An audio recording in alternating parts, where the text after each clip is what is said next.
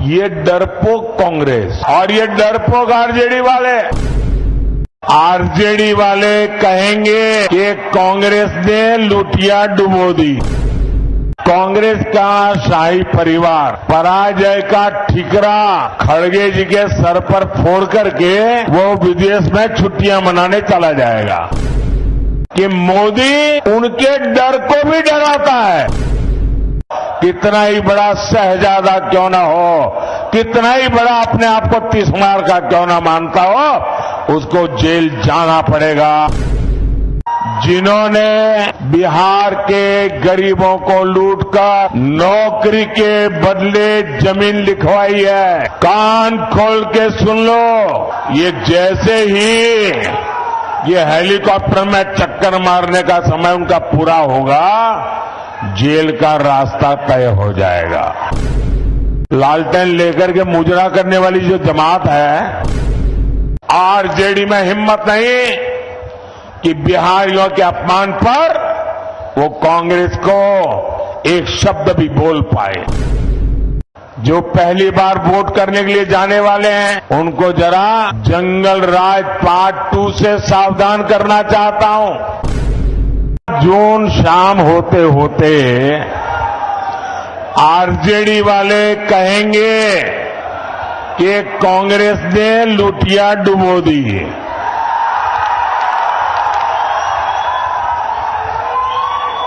एक दूसरे के कपड़े फाड़ना शुरू करेंगे। 4 जून को दूसरा क्या होगा वो भी बता देता हूं। ये कांग्रेस का शाही परिवार क्या करेगा? कांग्रेस का शाही परिवार पराजय का ठिकरा खड़गे जी के सर पर फोड़ करके वो विदेश में छुट्टियां मनाने चला जाएगा और बेचारे खड़गे जी कार्यकर्ताओं का गुस्सा सहते सहते थक जाएंगे। भाइयों और बहनों, कांग्रेस, आरजेडी और इंडी गठबंधन को देश बार बार खारिज कर चुका है, नकार चुका है।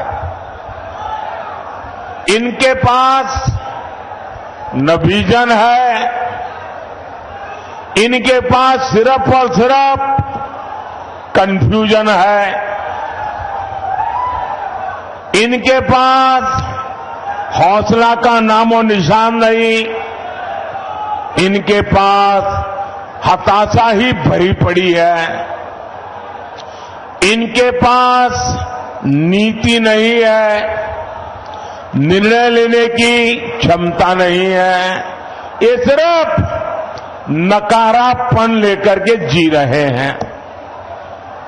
दशकों तक इनकी पूरी राजनीति डरो और डराओ के मंत्र पर चली है, लेकिन मोदी ने इनका ये जो डर का गुब्बारा है ना, उस गुब्बारे को ही फोड़ दिया है और हालत तो ये है कि मोदी उनके डर को भी डराता है।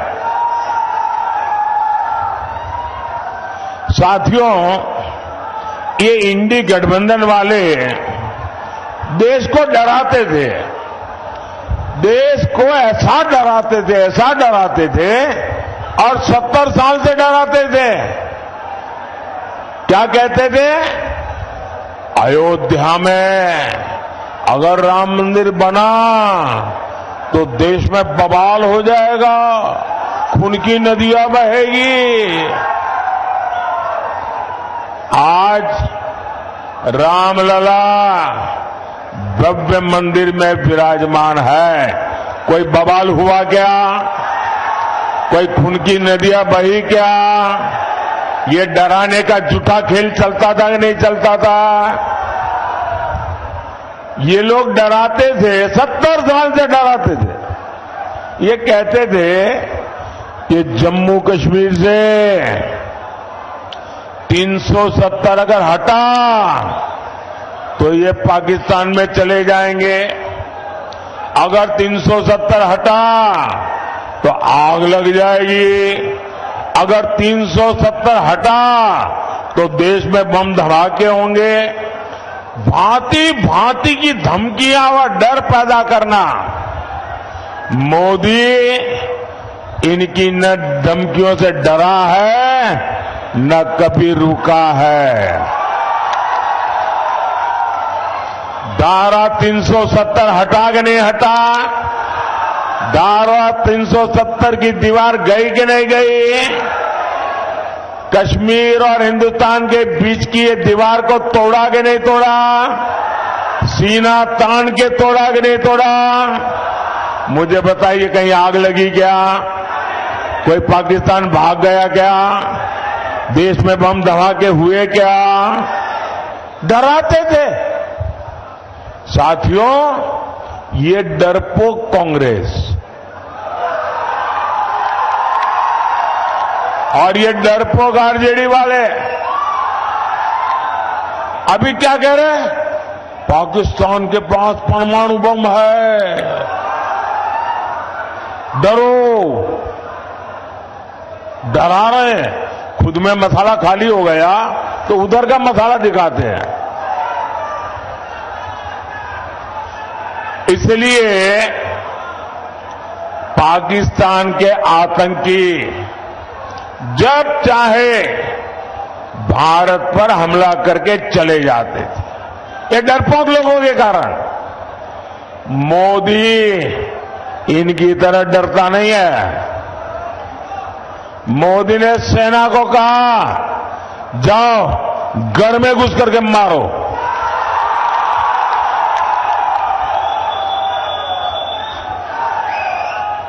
आज पाकिस्तान कुछ करने से पहले 100 बार सोचता है।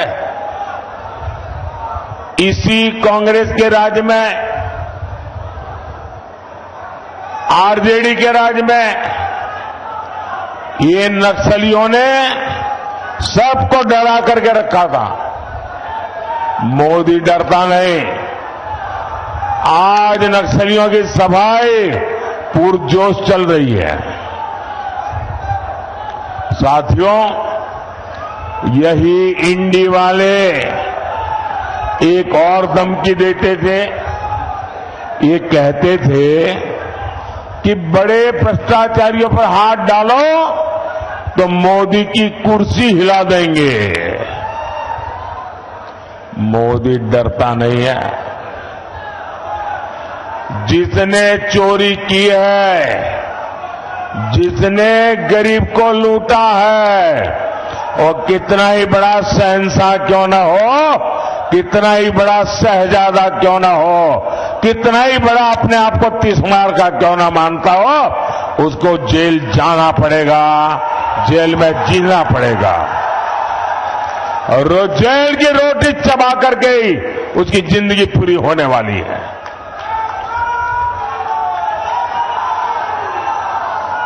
मुझे बताओ भाई, अगर कोई लूट करता है, आपके हक का छीन लेता है, तो छोटे लोगों को तो जेल में बंद करने के लिए कोई चिल्लाता नहीं है। बड़े जाने चाहिए, छोटे जाने चाहिए। आप मुझे कहेंगे वो मैं करूंगा। गुनाह किया है तो छोटा आदमी जेल जाना चाहिए कि सबसे बड़ा है वो जाना चाहिए? बड़ा हो जेल जाना चाहिए ना। तो मैं बड़ों को भेज रहा हूं तो अच्छा कर रहा हूं ना, सही कर रहा हूं ना। और मैं आज बिहार के लोगों को एक और गारंटी दे रहा हूं। जिन्होंने बिहार के गरीबों को लूटकर नौकरी के बदले जमीन लिखवाई है,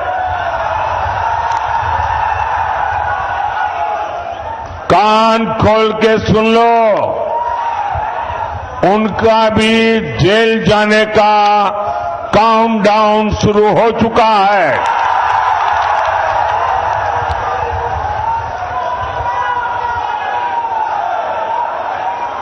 ये जैसे ही ये हेलीकॉप्टर में चक्कर मारने का समय उनका पूरा होगा, जेल का रास्ता तय हो जाएगा। बिहार को लूटने वालों को एनडीए सरकार छोड़ेगी नहीं, और ये एनडीए की गारंटी है, मोदी की भी गारंटी है। भाई और बहनों, ये इंडी गठबंधन वाले अपने राजनीतिक स्वार्थ के लिए कुछ भी कर सकते हैं। ये लोग बिहार और बिहारियों के अपमान के खिलाफ आवाज तक उठाते नहीं है। कांग्रेस के पंजाब के नेता ने बिहार से वहां काम करने गए, वहां मेहनत करके ईमानदारी से जीवन जीने वाले हमारे बिहारी मजदूर भाई बहनों का घोर अपमान किया, भद्दे शब्दों में अपमान किया। कहा अब हम उन्हें बिहारियों को पंजाब में घर नहीं देने देंगे, घुसने नहीं देंगे। कांग्रेस के मिनिस्टर ने कहा है, कांग्रेस के शाही परिवार ने इसके विषय में मुंह पे ताला लगा दिया है। क्या कभी कांग्रेस के शाही परिवार ने बिहारियों के इतने बड़े अपमान के लिए बिहार से माफी मांगी क्या? बिहारियों से माफी मांगी क्या? और ये इनको लालटेन लेकर के मुजरा करने वाली जो जमात है, वे भी बिहारियों का अपमान हो रहा है और कांग्रेस के चरण चूम रहे हैं। कांग्रेस के खिलाफ एक शब्द बोलने को तैयार नहीं है, कांग्रेस का जवाब मांगने को तैयार नहीं है। आरजेडी में हिम्मत नहीं कि बिहारियों के अपमान पर वो कांग्रेस को एक शब्द भी बोल पाए।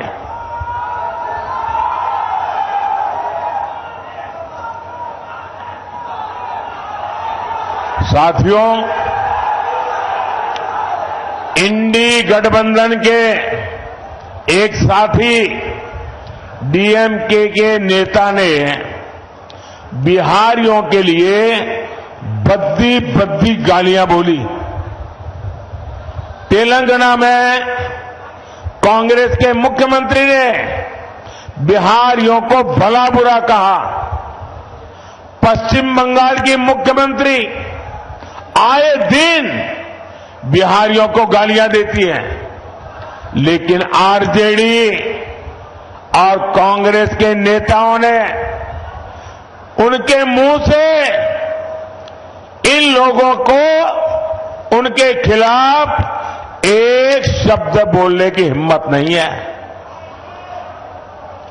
इन लोगों को आपके स्वाभिमान की चिंता नहीं है, इनको बिहार के गौरव की चिंता नहीं है, इनको बिहार के होनहार नौजवानों के प्रतिष्ठा की चिंता नहीं है। इनको सिर्फ और सिर्फ अपने वोट बैंक की चिंता है।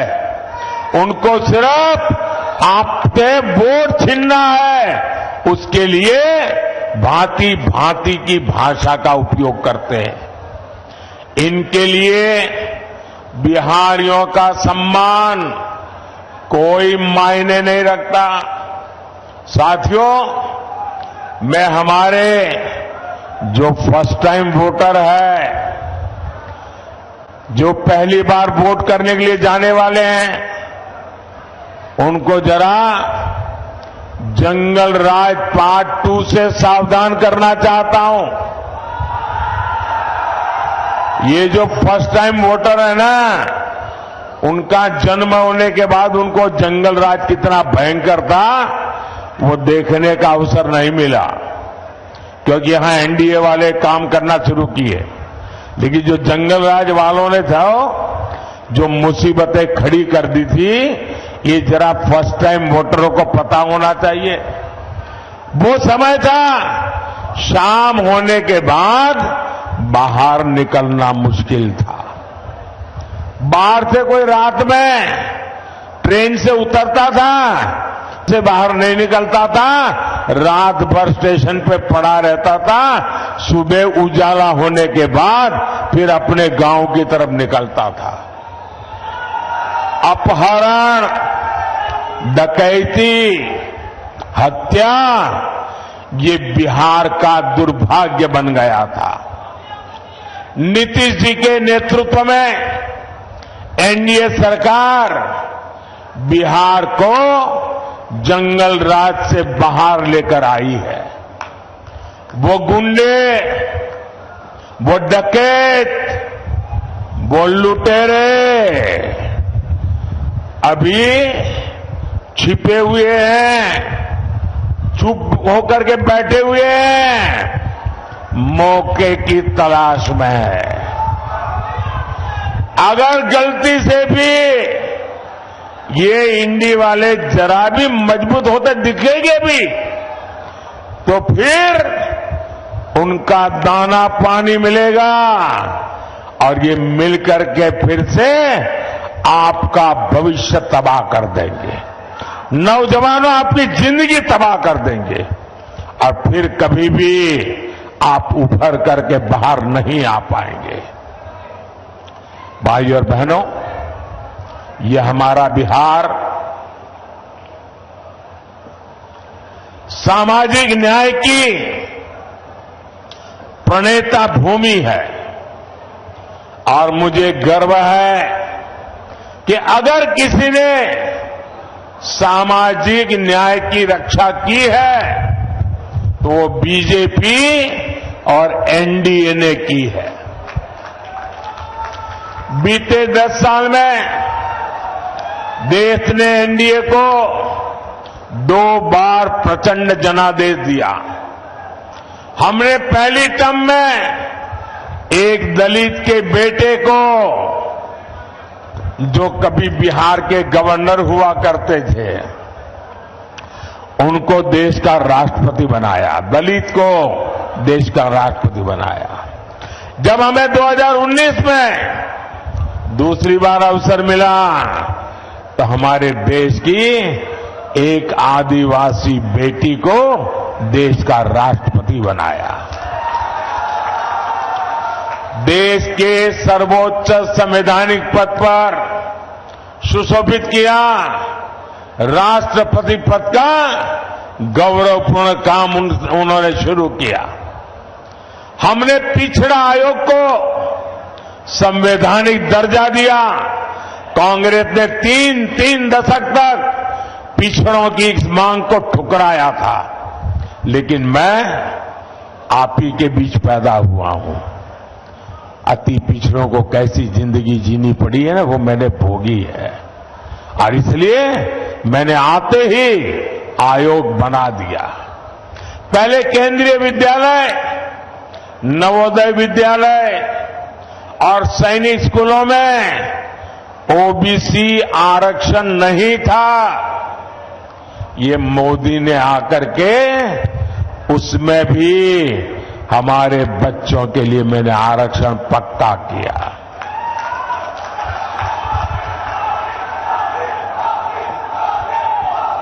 मेडिकल की पढ़ाई में भी केंद्रीय कोटे में पहली बार ओबीसी आरक्षण हमने लागू किया। ये हमारा ट्रैक रिकॉर्ड है। साथियों, इसकी विपरीत आज इंडी गठबंधन वाले एससी, एसटी, ओबीसी, अति पिछड़े, उनका सबका आरक्षण छीन किए कि एक बहुत बड़ी साजिश रच रहे हैं। मैं देश को अवगत कराना चाहता हूं, ये मेरा कर्तव्य बनता है कि देश को मैं जानकारी दूं। इंडी गठबंधन ने हजारों शैक्षणिक संस्थानों में एससी, एसटी, ओबीसी, अति पिछड़ा को मिलने वाला आरक्षण बंद कर दिया और वो सारा का सारा अब मुसलमानों के लिए रिजर्व कर दिया है। ये जो किया है वो मैं बताता हूं।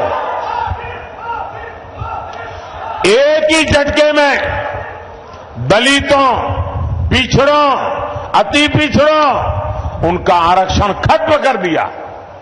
इन्होंने संविधान को ताक पर रखकर मुस्लिम जातियों को रातों रात ओबीसी बना दिया, ओबीसी के हक का आरक्षण दे दिया। अभी आपने 2 दिन पहले कलकत्ता हाईकोर्ट का जजमेंट देखा होगा। कलकत्ता हाईकोर्ट ने ऐसी डांट लगाई है क्योंकि वहां 77 मुस्लिम जातियों को रातों रात ओबीसी बनाकर ओबीसी का हक उनको दे दिया था। भाइयों बहनों, हाईकोर्ट ने ऐसी थप्पड़ मारी है उनको ठिकाने लगा दिया है। ये ऐसे आपके साथ धोखाबाजी करने वाले लोग हैं, ये संविधान की पीठ पे छुरा भोंकने वाले लोग हैं। लेकिन इनसे भी इनकी साजिशें कम नहीं हो रही है। साथियों, इंडी वाले चाहते हैं कि बार बार मुस्लिम आरक्षण का ये मामला कोर्ट में न फंसे, कोर्ट हर बार रिजेक्ट न करे। तब उपाय क्या? तो इंडी गठबंधन वालों ने पक्का कर लिया है कि अगर वो दिल्ली पहुंचेंगे तो पहला काम ये संविधान को बदल देंगे।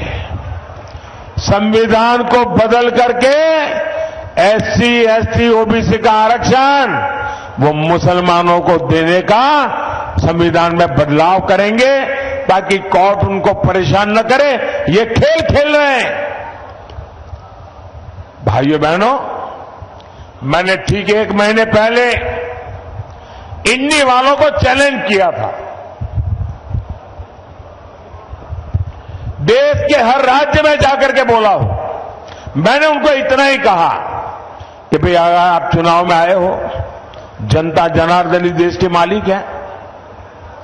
जनता जनार्दन को लिख करके दो कि हम सत्ता में आएंगे तो हम संविधान में परिवर्तन नहीं करेंगे, हम सत्ता में आएंगे तो एससी, एसटी, ओबीसी का आरक्षण छीन नहीं लेंगे, हम सत्ता में आएंगे तो धर्म के आधार पर आरक्षण नहीं करेंगे, हम मुसलमानों को यहां से छीन कर उनको नहीं देंगे।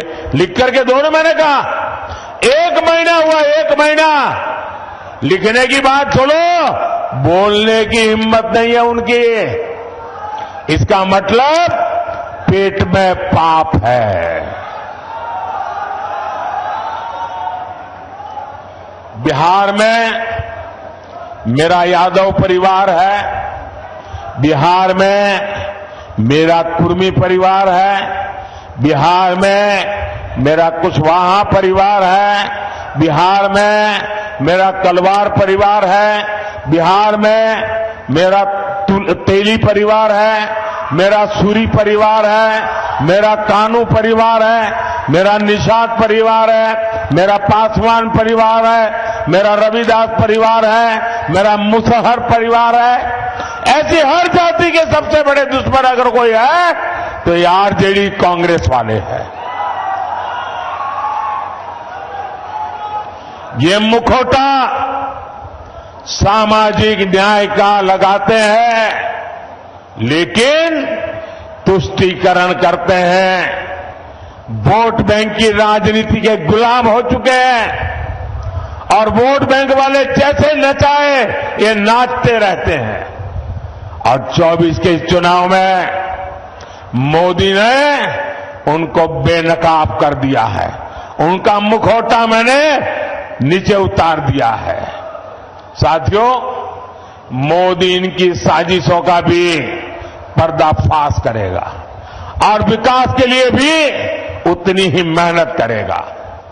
आने वाले 5 साल बिहार के विकास के लिए अभूतपूर्व रहने वाले हैं। ये जो डेडिकेटेड फ्रेट कॉरिडोर यहां से गुजर रहा है, यहां 4 लेन 6 लेन के हाईवे बन रहे हैं, इनसे कंस्ट्रक्शन से जुड़े हर सेक्टर में अब रोजगार बढ़े। आने वाले समय में यहां लॉजिस्टिक्स सेक्टर के लिए, भंडारण से जुड़े सेक्टर के लिए बहुत संभावना है। रोहतास हो, कैमूर हो, औरंगाबाद हो, इस पूरे क्षेत्र में कृषि आधारित उद्योगों और दूसरे उद्योगों के लिए नए अवसर बनेंगे। साथियों, ये क्षेत्र तो धान का कटोरा है। यहां आलू जैसी सब्जियां पैदा होती है। मोदी सरकार अनाज भंडारण में भी सहकारिता को बढ़ावा दे रही है। इसके तहत दुनिया की सबसे बड़ी भंडारण योजना पर काम शुरू हो चुका है।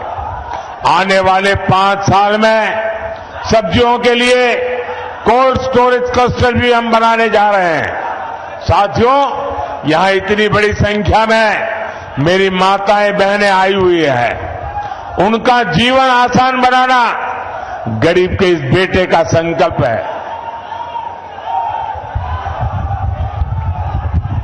इसलिए मोदी ने मुफ्त अनाज और मुफ्त इलाज एक गारंटी दी है। अब तो मोदी माताओं बहनों को और भी गारंटी दे रहा है। पहली गारंटी, आने वाले सालों में 3 करोड़ बहनों को हम लखपति दीदी बनाएंगे। आने वाले दिनों में हर परिवार में जो बुजुर्ग है, 70 साल से ऊपर है, अगर वो बीमार है, इलाज की जरूरत है, तो उनके बेटे बेटी को इलाज का खर्चा नहीं करना पड़ेगा। ये दिल्ली में आपका बेटा इसका खर्चा करेगा। और एक काम मैं आपके लिए करना चाहता हूं। मैं आपका बिजली का बिल 0 करना चाहता हूं। और इसलिए हमने पीएम सूर्यघर मुफ्त बिजली योजना बनाई है। और मुफ्त घर बिजली योजना में आप अपने लिए तो मुफ्त में बिजली उपयोग करेंगे, ज्यादा बिजली आप बेच सकेंगे। और इसके लिए सरकार सोलर पैनल लगाने के लिए 75,000 रुपये तक की आर्थिक मदद हर परिवार को करेगा। 75,000 रुपया। और जैसे आपको मोदी सरकार में पक्का घर, शौचालय, नल से जल, सस्ता सिलेंडर मिला, वैसे ही मोदी अपनी हर गारंटी पूरी करेगा। मैंने गैस का सिलेंडर देने की गारंटी पूरी की कि ना की? जरा जोर से बताइए ना। मैंने गैस का सिलेंडर देने की गारंटी पूरी करी कि ना की? करी ना? तो इस बार मुझे गैस के सिलेंडर पर वोट भी चाहिए।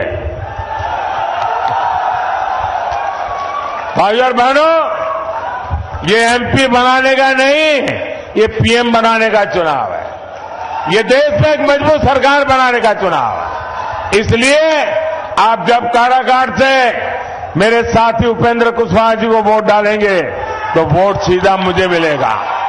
सासाराम से शिवेश राम जी को दिया वोट सीधा मोदी को मिलेगा। आरा में आरके सिंह को दिया हुआ वोट सीधा मोदी को मिलेगा। आप घर घर जाकर मेरी ये बात पहुंचाइएगा और एक काम करिएगा। करेंगे? जरा जोर से बताइए, करेंगे? आप जाकर के हर घर में बताना कि वो मेरे खातिर, मेरे देश के खातिर विकसित भारत बनाने के लिए आपके गांव में जो भी देवस्थान हो, आपके गांव में जो भी तीर्थ स्थान हो, वहां जाकर के मेरी तरफ से परमात्मा के आगे मत्था टेकना। करेंगे? मेरी तरफ से परमात्मा को मत्था टेकेंगे अपने गांव में और मेरी तरफ से परमात्मा को मांगना कि विकसित भारत बनाने के लिए परमात्मा हमें आशीर्वाद दे।